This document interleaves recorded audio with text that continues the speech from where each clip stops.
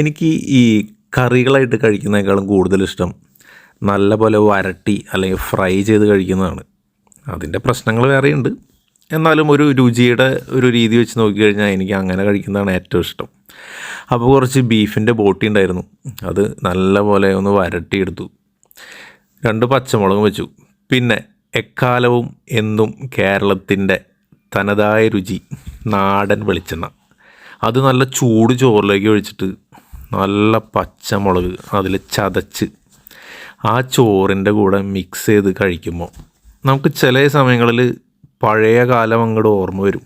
ചില രുചികളും ചില പാട്ടുകളും നമ്മൾ കേൾക്കുമ്പോൾ നമുക്ക് പഴയ കഴിഞ്ഞു പോയ കാലങ്ങളെപ്പറ്റി ചിലപ്പോൾ നല്ല ഓർമ്മ വരും. അതേപോലൊരു സ്വാദാണ് ഈ നാടൻ വെളിച്ചെണ്ണ ഒഴിച്ച് ചോറ് കഴിക്കുമ്പോൾ.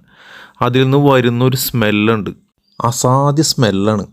നിങ്ങൾക്ക് എല്ലാവർക്കും ഈ രുചിയെ പറ്റി നല്ല അറിവുണ്ടായിരിക്കും അല്ലേ? നാടൻ വെളിച്ചെണ്ണ ഒഴിച്ച് ചൂട് ചോറിൽ കഴിക്കുമ്പോൾ കിട്ടുന്ന ഒരു സുഖം, അത് വേറെ എത്ര കറി ഉണ്ടായാലും എന്തുണ്ടായാലും ആ സ്വാദൊന്ന് വേറെ തന്നെയാണ്.